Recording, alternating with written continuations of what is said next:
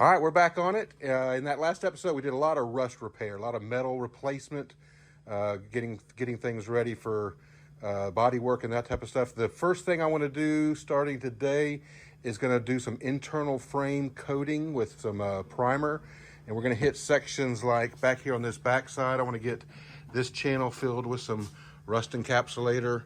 These two I already did before I put them on. Those are fine. I don't need to do anything there.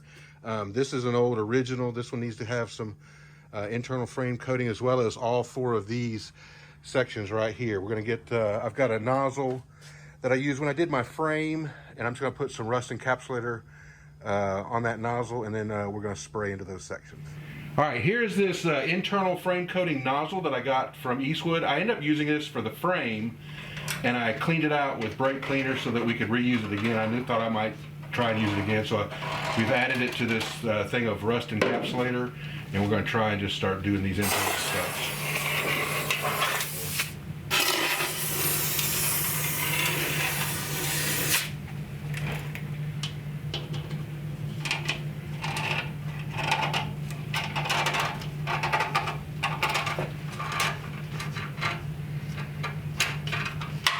Okay, pull it back a little bit, right there.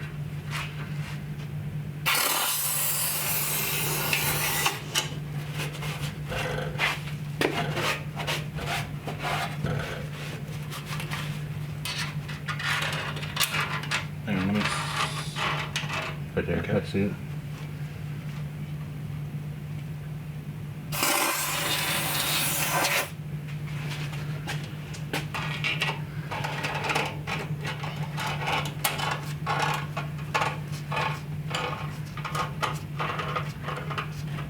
Okay, yep, right there.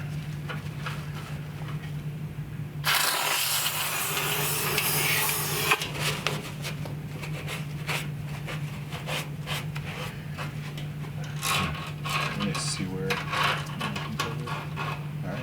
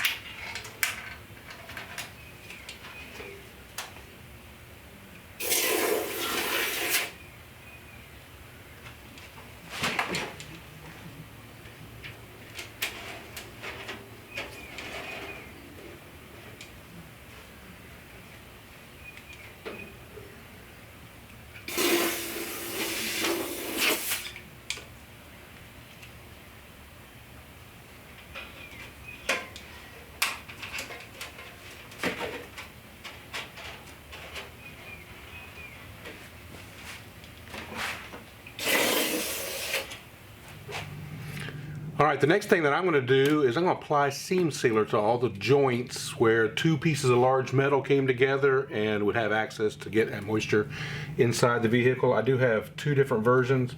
This is Eastwood's brushable seam sealer. It'll go direct to metal or on prime surfaces. I've used about half this can on the inside, so I'm kind of familiar with that. And I'll tell you what, if you remember back when you were little and you couldn't color inside the lines, this is going to take you back to the third grade right here. This stuff does not want to go, any of this stuff doesn't want to go where you want to put it when you're trying to brush it on with a little bitty brush, right?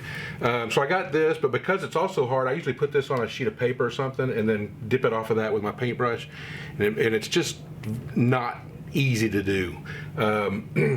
I decided to go ahead and buy some in a caulk can. I got this Dynatron seam sealer. Now this product goes to primed or painted surfaces, so this can't go on bare metal. Kind of understanding that, I went ahead and earlier, as I was going through and looking at different things, I primed all the little sections, all the seams that I wanted to use seam sealer on. I went ahead and pre-primed those. So the next step is going to be, I need to scuff all that down. I want to give this a nice mechanical tooth so this stuff will adhere to it. I'm going to do all that, blow it off, clean it off with some wax and grease remover, and then we'll start applying these products. And it's going to be surfaces like, this is the front floorboard of the, this is actually where the passengers put their feet. Front of the tub is that way. This little riser piece, and then here's kind of like the bed portion of the Jeep.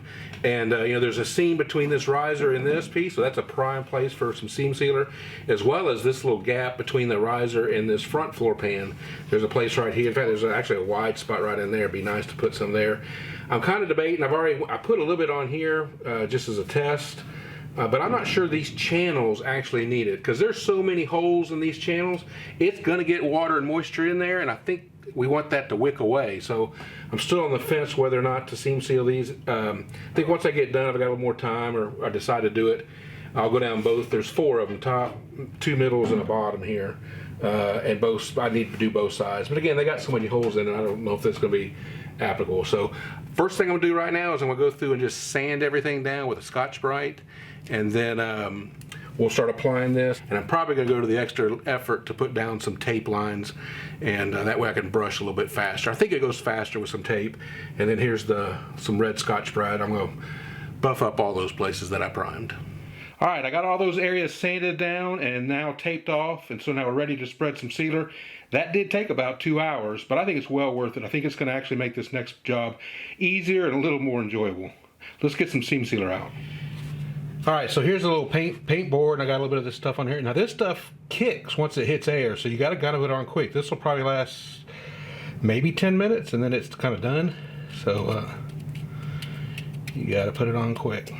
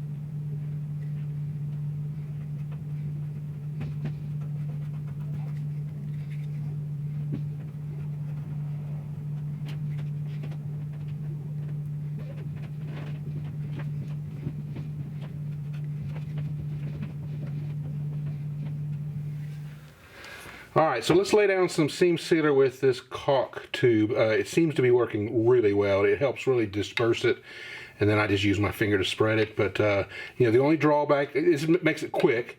The only drawback I see to this is that once you open a tube, you kind of need to use it, or else you kind of lose it. You could probably cap this off with some plastic and keep it for a short term, but it's not going to keep long. So let's just apply, and it really helps in these inside corners. This one needs just a little bit, so let me run some in here.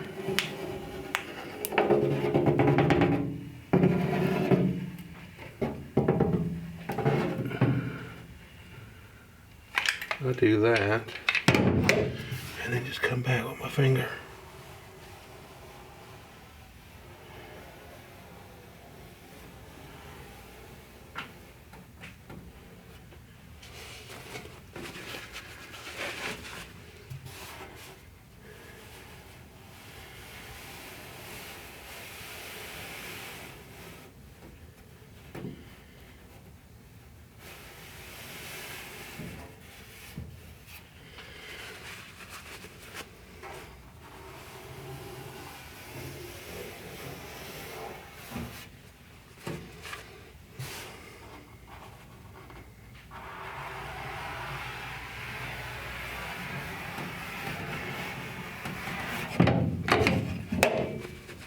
All right, one last pass.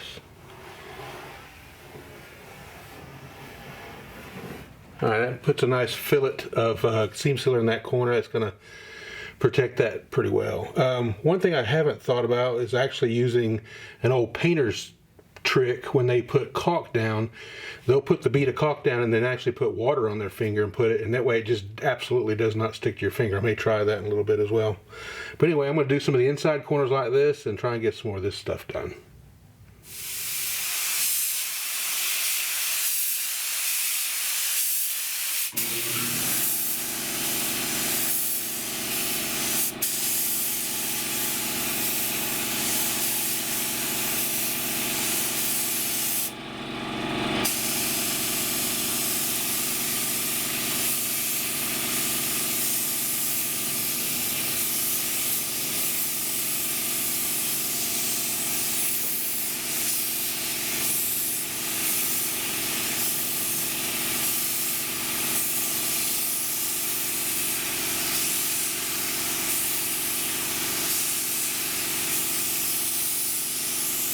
All right, what you just saw there was us fixing the epoxy primer on the top side of the Jeep. Some of that got messed up as we were doing some welding and completing the bottom. So we wanted to get that back in epoxy primer, so we prepped those areas and then just sprayed that. What you saw there was my older son spraying. He was the son that actually helped a lot with the engine rebuild. So a lot of those videos back then was, well, a long time ago. He's now married and a Delta pilot, so he's kind of busy himself, but he came over, wanted to help, so we did this top side, and then again the bottom side. I'm going to flip over. We're going to look at the bottom side real quick. And here's a look at the bottom. This took a little bit longer than I was expecting. I got a lot of welding back here.